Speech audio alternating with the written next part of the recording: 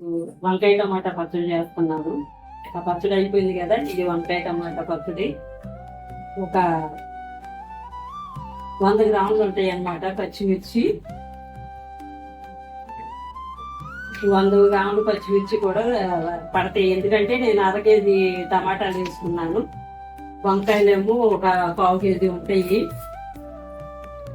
అందుకని కొంచెం పచ్చిమిర్చి ఎక్కువ వేస్తున్నాయి. ఎందుకంటే కొద్ది కారం కారంగా ఉంటేనే పచ్చళ్ళు బాగుంటాయి. రోటి పచ్చళ్ళు కారం తక్కువ తినేవాళ్ళు తక్కువ వేస్తుంది.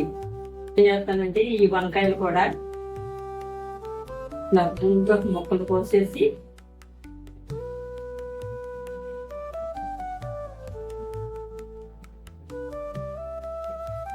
వంకాయలు వేయండి.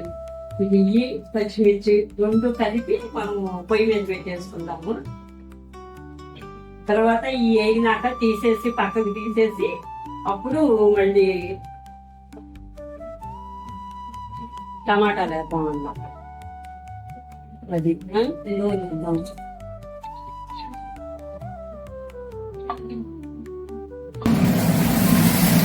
చక్కగా ఏగుతూ ఉంటాయి. ఈలోపు టమాటాలు కోసుకున్నాం. సిమ్లో పెట్టేసేసి మగ్గ పెడుతున్నాను అనమాట.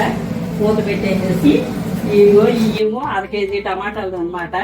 1/2 కేజీ టమాటాలు కూడా మనం వేసిన పచ్చిమిర్చికి కరెక్ట్ గా సరిపోతుంది. మనము ఇదిగో ఇంత చింతపండు అంటే ఒక చిన్న నిమ్మకాయ అంత ఉంటుంది అనమాట. ఇది కూడా తర్వాత ఈ టమాటాలతో పాటు వేసేసామనుకో చక్కగా మగ్గిపోతుంది అనమాట. అయ్యేలోపు మనం ఇదంతా క్లీన్ చేసేసుకొని అయ్యేగిన తర్వాత మళ్ళీ అది కూడా మనం పచ్చడికి వేసుకుందాము. స్నానం చేస్తే వేసేసి వస్తాం. ఏగుతూ ఉంటాయి. మా అమ్మ ఏమో తిప్పుతూ ఉంటారు, ఏగుతూ ఉంటాయి తిప్పుతూ ఉంటారు. నేను వెళ్ళి లోపు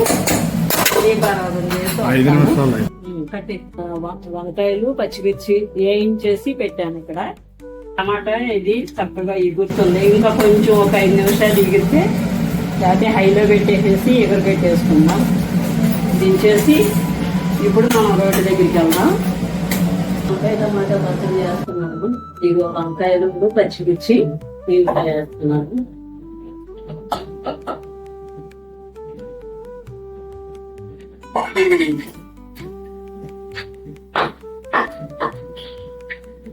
లేదంటే ఉప్పేసి ఉప్పు ఎవరికైనా ఎంత తింటారో అంత వేసుకోండి, సరిపడినంత అన్నమాట. మీ టేస్ట్ తగ్గట్టుగా.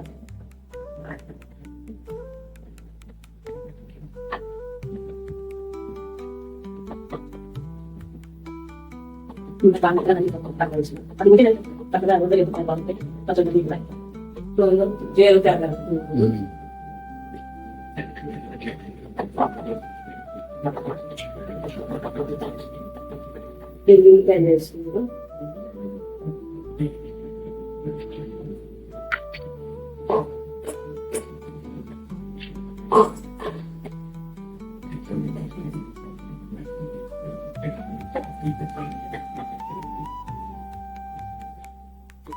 వేసి చక్కగా వేస్తుంది.